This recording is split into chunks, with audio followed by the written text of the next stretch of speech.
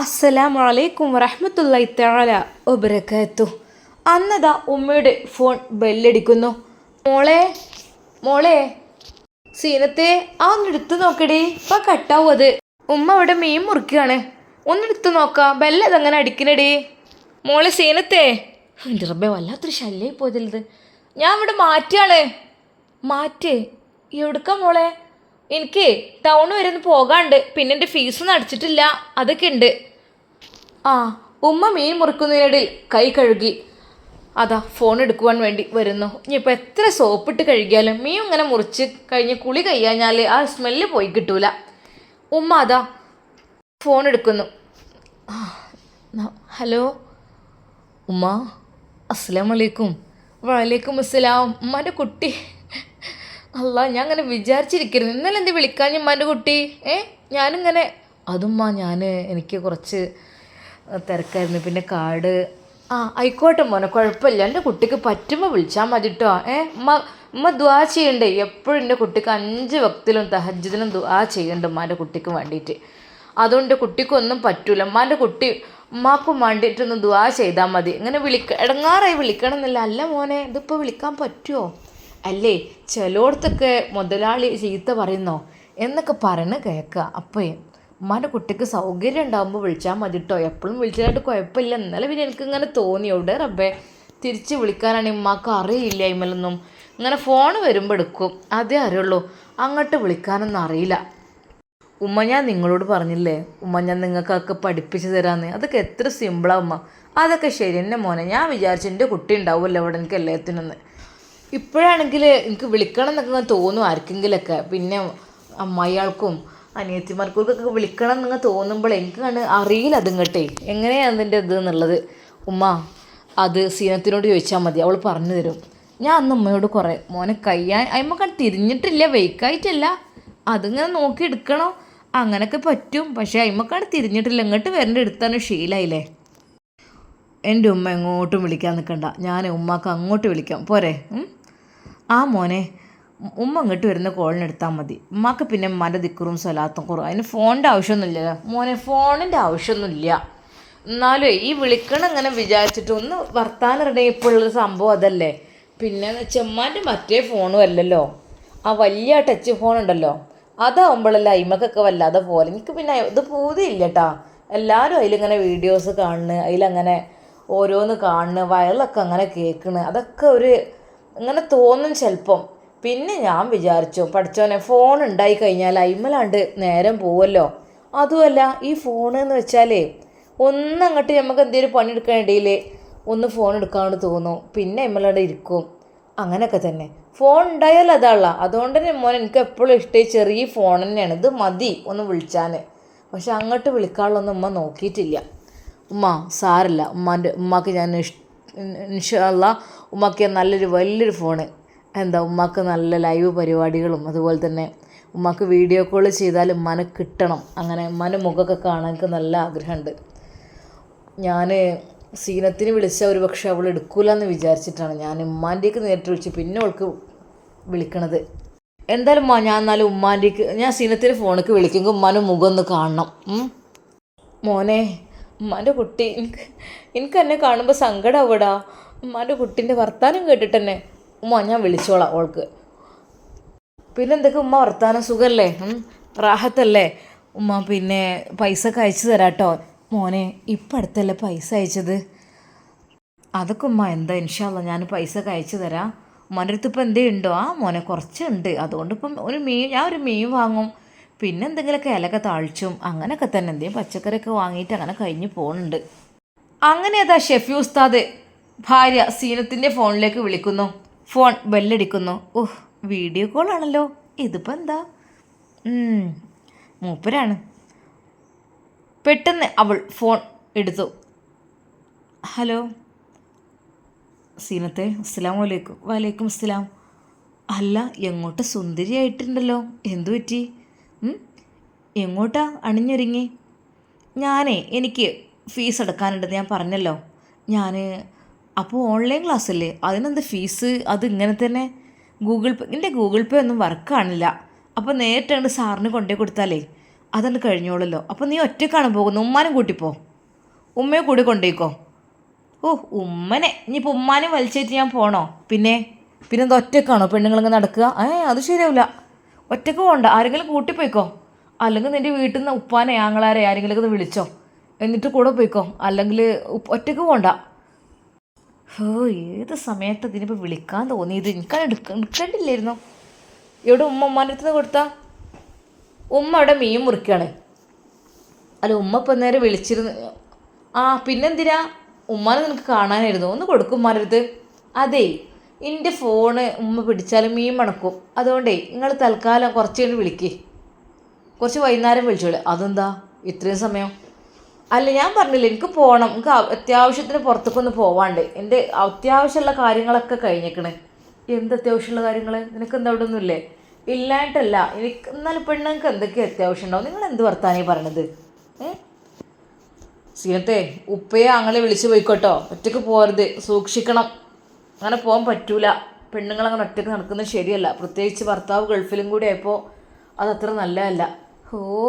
പോയിട്ടുള്ളൂ, അപ്പോഴേക്കും ഭർത്താവ് ഗൾഫിൽ, അങ്ങനെ ഇങ്ങനെയൊക്കെ പറഞ്ഞിട്ട് എന്താ അപ്പോൾ ഇത്? സീനത്തെ നീ ഉമ്മാക്കൊന്ന് ഫോൺ കൊടുത്ത്. അയ്യേ ഉമ്മ മീമിറിക്കുകയാണ്, ഞാൻ പറഞ്ഞില്ലേ അത് ഫോണുമ്മലാവുന്ന സ്മെല്ലാവുന്നേ. എന്നാൽ ഒന്ന് ജസ്റ്റ് ഒന്ന് കാണിച്ച് കൊടുക്ക് പെണ്ണേ. ഉമ്മാനെ ഉമ്മ തൊടണ്ട. ഓക്കെ, നിൻ്റെ ഫോൺ അത്ര ഇതാകുകയാണെന്നുണ്ടെങ്കിൽ. അല്ല മനുഷ്യ, നിങ്ങൾക്ക് അവിടെ എന്തായി? പണിയൊന്നും ഇപ്പോഴും ആയിട്ടില്ലേ? അവിടെ ഇങ്ങനെ ഒതുങ്ങിക്കൂടി ഇരിക്കുകയാണോ? അതൊക്കെ ഇൻഷാ അല്ലാ സെറ്റാവും. നീ ഉമ്മയുടെ കയ്യിലൊന്ന് കൊടുക്കും പെണ്ണേ, എനിക്ക് ഉമ്മയെ കാണാൻ കൊതിയായിട്ടാണ്. അങ്ങനെ അതാ അവൾ മനമില്ലാ മനസ്സോടു കൂടെ പിച്ചും ഭയം പറഞ്ഞുകൊണ്ട് ഉമ്മയുടെ അടുക്കിലേക്ക് ഫോണുമായി ഇങ്ങനെ ചെല്ലുന്നു. ഏയ് ഇവിടെ നോക്കി, ഇതാ മോൻ വിളിക്കണേ, ഒന്ന് കണ്ടോളി, നിങ്ങൾ ആ മുഖം ഒന്ന് കാണണല്ലോ. എവിടെ? ഉമ്മ കൈ നീട്ട്. എടുത്തേക്ക് വരില്ലേ, കുറച്ച് വിട്ട് നിൽക്കി, ഇങ്ങനെ കണ്ടാൽ മതി. അതേ കൈകൊണ്ടൊക്കെ പിടിച്ചാലേ പിന്നെ സ്മെല്ല് മാറി കിട്ടൂല. അതാണ് അങ്ങനെ നോക്കിക്കോളി പറഞ്ഞോളി. തൻ്റെ ഉമ്മയോട് അവളുടെ ആ ഒരു പെരുമാറ്റം ഷെഫി ഉസ്താദിൻ്റെ മനസ്സിൽ വല്ലാതെ വേദനയുണ്ടാക്കി. സീനത്തെ നീ എന്താടി പറയുന്നത്? കൊടുക്ക്, ഉമ്മാൻ്റെ അടുത്ത് കൊടു. ഇതങ്ങനെ നോക്കിക്കോളി. മോനെ, ഉമ്മാൻ്റെ കുട്ടിയെ. ഉമ്മ എന്തൊക്കെ അറിയില്ല ഉമ്മ. ഉമ്മാൻ്റെ കുട്ടിക്ക് ഇവിടെ റാഹത്താണ്, അൽഹംദുലില്ലാ, സുഖമാണ് ഉമ്മ. നോക്കിക്കോളി. അതെ ശരിക്കും സ്ക്രീനിക്ക് നോക്കിക്കോളി. മോളെ എൻ്റെ കുട്ടീനെ ഒന്നും കൂടി എനിക്ക് എരുത്തുന്നൊന്ന് കാണണം, ഒന്നും കൂടി എരുത്തൊക്കെ പിടിച്ചാൽ ഫോൺ. ഇതാ കണ്ടോളി, തൊടരുതിട്ടോ, തൊടാനേ പാടില്ല. തൊട്ടാൻ മീനിൻ്റെ സ്മെല്ല് ഇങ്ങോട്ട് വരും. സീനത്തെ നിനക്ക് ആ മീനൊക്കെ ഒന്ന് മുറിച്ച് കൊടുത്തുരടി, നീ എന്തിനും ഉമ്മാനെ ഇങ്ങനെ കഷ്ടപ്പെടുത്തുന്നത്? മീൻ മുറിക്കാനാണല്ലോ ഞാൻ അങ്ങോട്ട് കയറി വന്നത്. അതെ മത്തിയാണ്, മത്തിയേ ഞാൻ നന്നാക്കി കഴിഞ്ഞാലേ പിന്നെ അന്ന് മുഴുവൻ ആ സ്മെല്ല് മാറി കിട്ടൂല. അല്ല നീ കഴിക്കാറുണ്ടോ മത്തി? നിനക്ക് ഇഷ്ടമല്ല മത്തി? മത്തി എനിക്ക് ഇഷ്ടമാണ്, മുളകിട്ടതും പൊരിച്ചതൊക്കെ നല്ല രസമാണ്. അപ്പോൾ അത് നിനക്ക് സ്മെല്ലുണ്ടാവില്ലേ? അത് പറഞ്ഞാലേ നേരെ വായിക്കാണ്ട് വെക്കുകയാണ്. ഇത് പറഞ്ഞാൽ മുറിച്ച് ക്ലീൻ ചെയ്യാനാണ് ഭയങ്കര സ്മെല്ല്, അല്ലാതെ തിന്നാനല്ല. സീനത്തെ ഉമ്മാനെ ഹെൽപ്പ് ചെയ്യില്ല നീയേ? പിന്നെ ഞാൻ വെറുതെ അങ്ങനെ ഇവിടെ ഇരിക്കല്ലേ, നിങ്ങൾ പറഞ്ഞിട്ടില്ല. പിന്നെ കുറേ പഠിക്കാനൊക്കെ ഉണ്ടാകുമ്പോഴേ കുറച്ച് ബുദ്ധിമുട്ടായി കാരണം. അപ്പം ഞാൻ കുറച്ചൊക്കെ നേരം വൈകും, ലേറ്റ് ആവും. അല്ല നീ എന്ത് കോഴ്സിനാണ് ഇതിപ്പോൾ പഠിക്കണത്? ഞാൻ ഡിഗ്രി കംപ്ലീറ്റ് ചെയ്തിട്ടില്ല ഒന്ന്. പിന്നെ അതിൻ്റെ ഇടയിൽ കൂടെ എന്തെങ്കിലും വേറെ എന്തെങ്കിലും പ്രൊഫഷണൽ കോഴ്സ് എന്തെങ്കിലും അതും നോക്കണം എന്നുണ്ട്. അതിന് വേണ്ടിയിട്ട് ഞാൻ ഫീസും കാര്യങ്ങളും ഇങ്ങനെ ചോദിക്കണം. നിങ്ങൾ തരൂരല്ലേ ഇനെ? ഞാനെന്താ തന്നിട്ടുണ്ടെങ്കിലേ അതൊക്കെ കഴിഞ്ഞ് പോയിക്കണേ. നിങ്ങൾ എത്ര എനിക്ക് തന്നെ വളരെ കുറച്ച് പൈസ. അന്നയച്ച 10,000 രൂപ മുഴുവനായിട്ടും അവൾ വാങ്ങിയതൊന്നും പാവം ഉസ്താദ് അറിയുന്നില്ല. അത് പറഞ്ഞതുമില്ല. ഓൾക്കങ്ങനെ ആവശ്യമുണ്ടെങ്കിൽ ആയിക്കോട്ടെ, എന്നാലും എൻ്റെ കുട്ടീൻ്റെ കൂടെ സന്തോഷത്തോടു കൂടി ജീവിക്കട്ടെ എന്ന് മാത്രമായിരുന്നു ആ ഉമ്മ കരുതിയിരുന്നതും. അതേ ടൈമില്ല, പിന്നെ വിളിക്ക്, ഇത് ചാർജ് കഴിയാനയക്കണ്, ഒന്ന് കുത്തി വെക്കട്ടെ. ഷെഫി ഉസ്താദിനെ ഉമ്മയെ കണ്ട് കൊതി തീർന്നില്ല. ഉമ്മയുടെ ആ മുഖം കാണാൻ റബ്ബേ എനിക്ക് വല്ലാതെ കൊതിയാകുന്നു. പക്ഷേ അവൾ സമ്മതിക്കുന്നില്ല അതിന്. അവൾക്ക് ഭയങ്കര ഡിമാൻഡ് അവളുടെ ഫോണ് എടുത്തിട്ട്. സാരല്ല. അങ്ങനെ അതാ സീനത്ത് മാറ്റിയൊരുങ്ങി പുറപ്പെടുവാൻ വേണ്ടി നിൽക്കുന്നു. ഉമ്മ ഞാൻ പോയിട്ട് വരാം. മോളെ ഭക്ഷണം കഴിച്ചിട്ട് പോയാൽ പോരെ, ചോറ് കഴിക്കണതായി മീനൊന്ന് മുളകിട്ടാലേ ഞാൻ വരും ഇങ്ങോട്ട്, അല്ലാതെ ഞാൻ അവിടെ പാർക്കാൻ പോകുന്നല്ല. എനിക്ക് എൻ്റെ ഫീസ് എടുക്കണം, അത്യാവശ്യം കുറച്ചൊരു സാധനങ്ങളും വാങ്ങാണ്ട്. മോളെ മോള് വരുമ്പോൾ എന്നാൽ കുറച്ച് എവിടേക്കായി പോണത്, എന്തെങ്കിലും കുറച്ച് ചിക്കനായിട്ട് വാങ്ങി വന്നോണ്ട്. ഇനിയിപ്പോൾ പൈസ തരുന്നാൽ പൈസ തരി വാങ്ങണമെങ്കിൽ. പൈസ അത് മോൾക്ക് തന്നെ മുഴുവൻ തന്നീലേ. ഇനിയിപ്പോൾ ഉണ്ട് 2000 റുപ്യ, അതിന് എടുക്കണേ എടുക്കുക. എൻ്റെ അടുത്ത് ഇല്ലെങ്കിൽ കൊടുക്കാൻ ഉണ്ടാവില്ലേക്കൂല്ലേ? അതിൻ്റെ ഫീസിന് വേണം. പിന്നെ അത്യാവശ്യം കുറച്ച് പർച്ചേസിങ് കാര്യങ്ങളൊക്കെ ഉണ്ട്. ഉമ്മയുടെ മേശ തുറന്ന് അതിൽ നിന്ന് പേഴ്സ് എടുത്തു. പഠിച്ചോനെ, ഒരു 1500, 1500 1200 ഉണ്ട്. 200 എടുത്തിട്ട് ഉമ്മ അവൾക്ക്, എന്നാ മോളെ സീനത്തെ ഇതായിട്ട് വാങ്ങിപ്പോരി. ഈ 200 രൂപ കൊണ്ട് ചിക്കൻ വാങ്ങേ.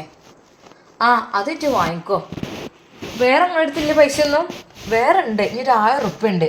അത് പിന്നെ ഞാൻ വല്ലാതെ അങ്ങോട്ട് ബുദ്ധിമുട്ട് എന്തെങ്കിലുമൊക്കെ ആവശ്യം വരികയാണെങ്കിലേ അതങ്ങനെ വെച്ചതാണ്. ഇനി അതൊന്ന് ചില്ലറാക്കിയിട്ട് ഇനിയിപ്പോൾ ആരെയും നമ്മൾ പെരൻ്റെ മുമ്പിൽ വന്ന് കൈ നീട്ടുമ്പോൾ മടക്കി വെക്കാൻ പറ്റൂലല്ലോ. അതുകൊണ്ട് ഇനിയിപ്പോൾ വരുമ്പോൾ എന്തേ ഒരു 5 10 കൊടുക്കണ്ടേ? അതിനും വേണ്ടി അതൊന്ന് ചില്ലറാക്കി വെക്കണം. എങ്ങനെയാണ് നമ്മളെ മുന്നിലേക്ക് ഒരാൾ വരുമ്പോൾ കൊടുക്കാതിരിക്കുക? അത് പണ്ടൊക്കെ ശീല. അതെ, നിങ്ങളെ കിട്ടുന്ന പൈസക്ക് ഇങ്ങനെ കൊടുക്കാൻ വേണ്ടി നിൽക്കണ്ടിട്ടാ മോളെ, കൊടുത്തെങ്കിലല്ലേ ഉണ്ടാവുള്ളൂ. നമ്മൾ പാവപ്പെട്ടോലെ നമ്മളെ മുമ്പിൽ വന്ന് കൈ നീട്ടുമ്പോൾ എങ്ങനെയില്ല നമ്മൾ പറയാം. ഇവിടെ ഇപ്പോൾ ഇത്ര ഉള്ളവരാണോ? നിങ്ങളെ ഈ വീടൊന്ന് നോക്കി. വീട് കണ്ടാൽ അറിയില്ല ഇവിടെ എത്രമാത്രം ഉണ്ട് ഇല്ല എന്നൊക്കെ ഉള്ളത്. മോളെ, വീടിൻ്റെ ഒന്നും ഇപ്പം എന്താ, നമുക്കിപ്പോൾ ചോർന്നൊലിക്കാത്തൊരു വീട്, കുഴപ്പമൊന്നുമില്ല, അൽഹംദുലില്ലാ. ഇതിൻ്റെ ഉള്ളിൽ റാഹത്തന്നെയാണ്. ഇതുവരെ ഒരു ബുദ്ധിമുട്ടും പട്ടിണിയൊന്നും ആയിട്ടില്ല എൻ്റെ കുട്ടിയെ. അതായത് നമ്മളെ മുമ്പൊക്കെ എന്തൊക്കെ തന്നെ നമ്മളെക്കാളും പാവങ്ങൾ കഴിവില്ലാത്തവർ നമ്മളെ മുമ്പിൽ വന്ന് കൈ നീട്ടുമ്പോൾ കുറച്ച് പൈസ അല്ലെ അരി കൊടുക്കുമ്പോൾ നമുക്കൊരു സന്തോഷമല്ലേ. അപ്പം ഞാൻ കുറച്ചൊന്ന് ചില്ലറാക്കി വെക്കണം. അതാണ് എനിക്ക് ഇങ്ങോട്ട് വല്ലാതെ വിത്തറക്കാൻ പറ്റൂലല്ലോ. എന്തെങ്കിലുമൊക്കെ ഇനിയിപ്പോൾ ഒരു കുറച്ച് ദിവസത്തിന് ഇതൊക്കെ ആയി അപ്പോഴത്തേൻ്റെ കുട്ടി പോയിട്ട് റെഡി ആകട്ടെ ഇൻഷാ അല്ലാ. ഓന് പണിയൊക്കെ ഒന്ന് റെഡിയായി കിട്ടാറില്ലേ. ഇതിപ്പോൾ ഇനിയിപ്പോൾ ആരുടെയും തിരുമല ഇത് അയച്ചതാണോ എന്തോ ആവാം. എനിക്ക് ഫീസ് എടുക്കാനുള്ളതും കാര്യങ്ങളൊക്കെ അത് ഞാൻ പറഞ്ഞതായിട്ട് അയച്ചാണ്. അല്ലാതെ നിങ്ങൾ പറഞ്ഞിട്ടില്ലല്ലോ പൈസ.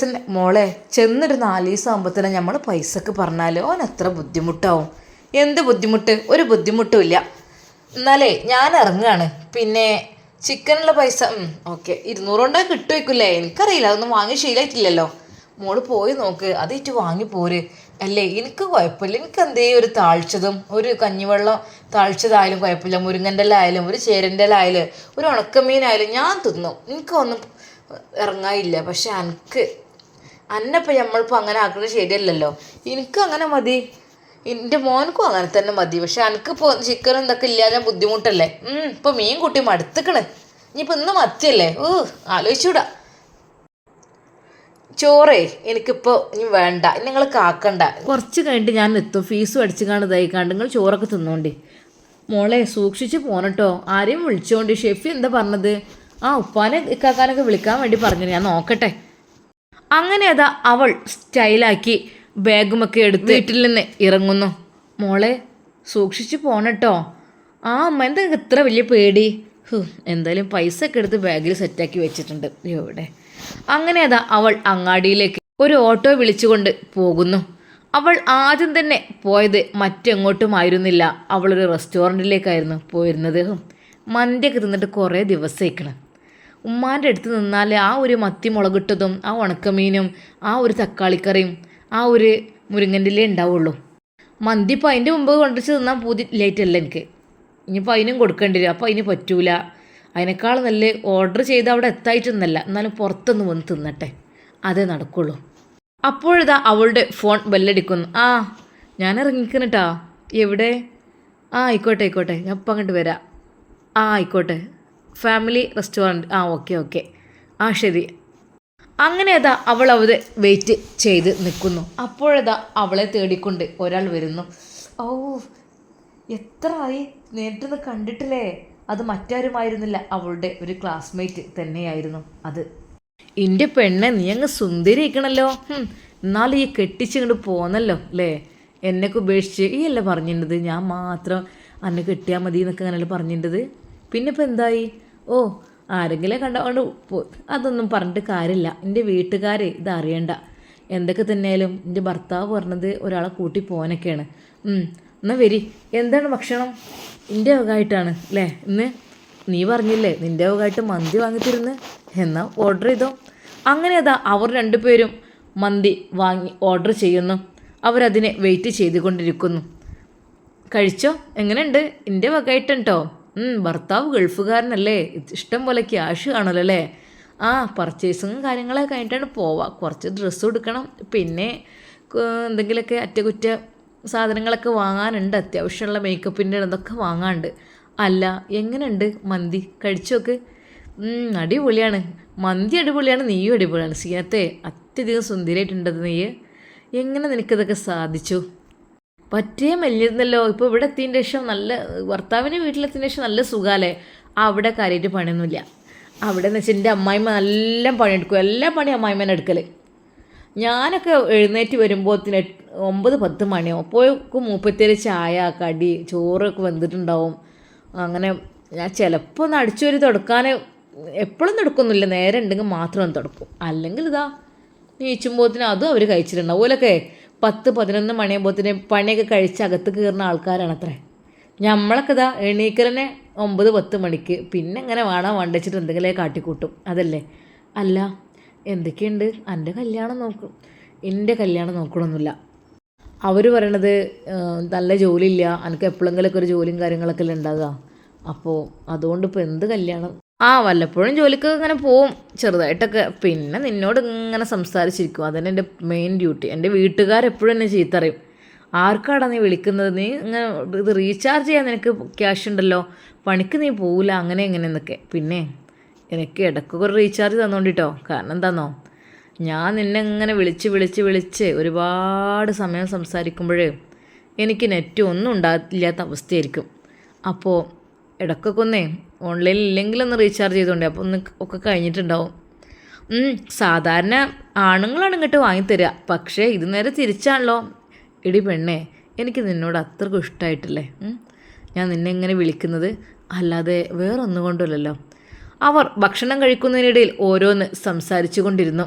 ഇനി എന്താ വേണ്ടത്? 7up? എന്താ ഡ്രിങ്ക്? അത് മതി. അവർ രണ്ടുപേരും അതും കുടിച്ചു. ഇനി ഷോപ്പിംഗ് ആയാലോ? നിനക്ക് എന്താ എൻ്റെ വക വേണ്ടത്? ഗൾഫുകാരി ശരിക്കും ആയി കഴിഞ്ഞല്ലേ, നീ എത്ര പെട്ടെന്ന് അതൊക്കെ സാധിപ്പിച്ചെടുത്തത്. ഞാനതാ പറഞ്ഞത്, നീ അവിടെ തന്നെ പിടിച്ചു നിന്നോന്നുള്ളത്. അവിടെ തന്നെ പിടിച്ചു നിന്നാലേ സംഭവം ഒന്നും നടക്കൂല കേട്ടോ. അതായത് എന്താന്ന് വെച്ചാൽ, ഇനിയിപ്പോൾ എനിക്കും കുറച്ച് ചിലവൊക്കെ ചെയ്യണം. ഞാനിപ്പോൾ എൻ്റെ കയ്യിൽ ക്യാഷ് എങ്ങനെയൊക്കെ ഫീസ് കൊടുക്കാണ്ട് അങ്ങനെ എങ്ങനെയൊക്കെ പറഞ്ഞ് നിർബന്ധിച്ച് അയപ്പിച്ചതാണ്. അതേടി, കയ്യിൽ പണം വേണം ജീവിക്കണമെങ്കിൽ.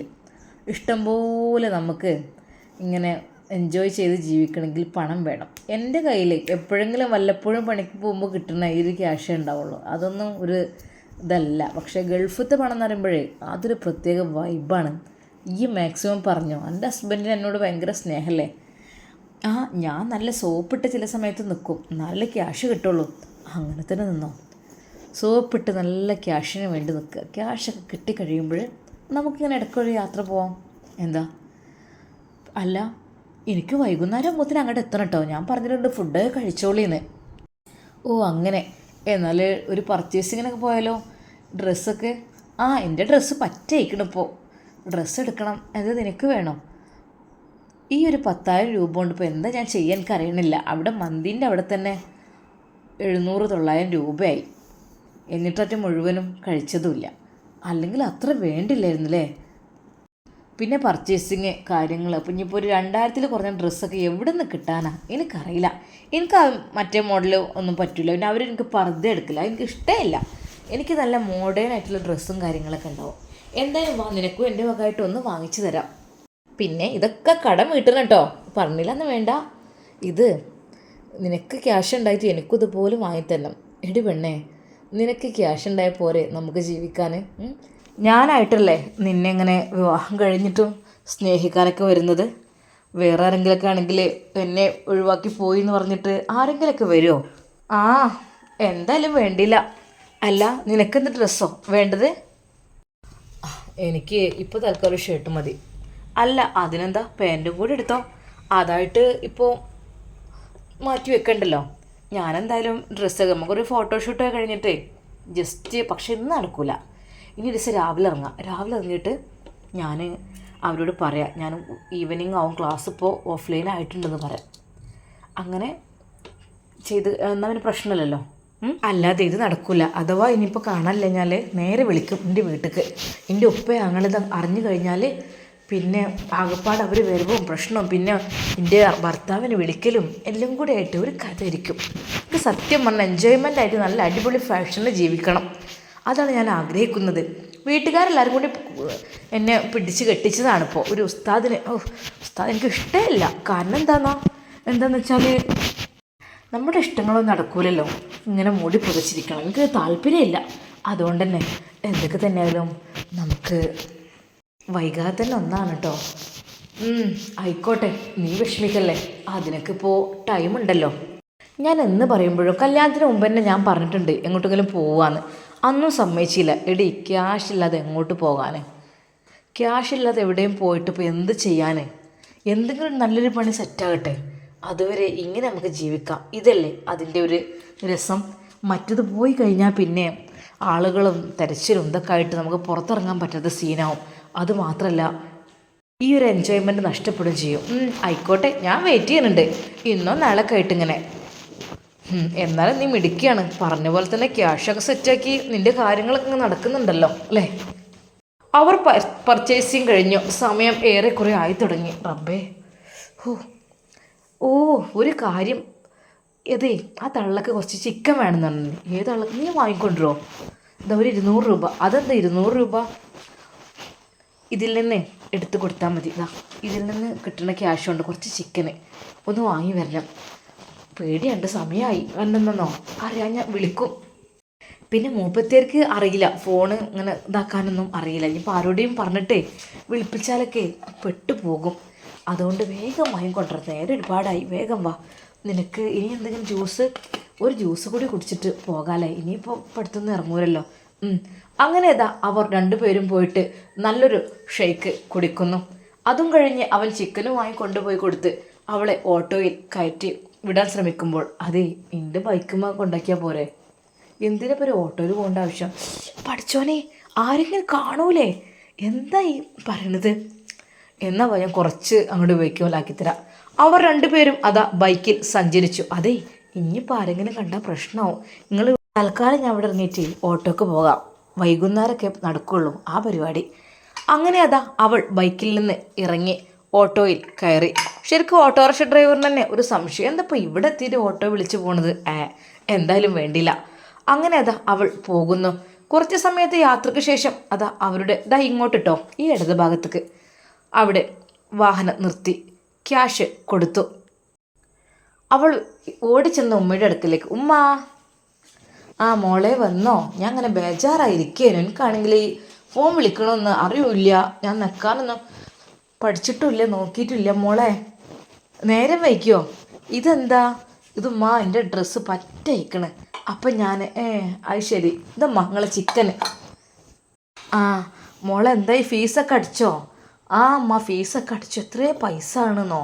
ഞാൻ കൊണ്ടുപോയതൊന്നും ഇത് ബാക്കിയുള്ള ആ പൈസ കൊണ്ട് എനിക്ക് കുറച്ചൊരു ഡ്രസ്സ് ഞാൻ വാങ്ങിയതാണ്, ഞാൻ വിചാരിച്ചിട്ടൊന്നുമില്ല.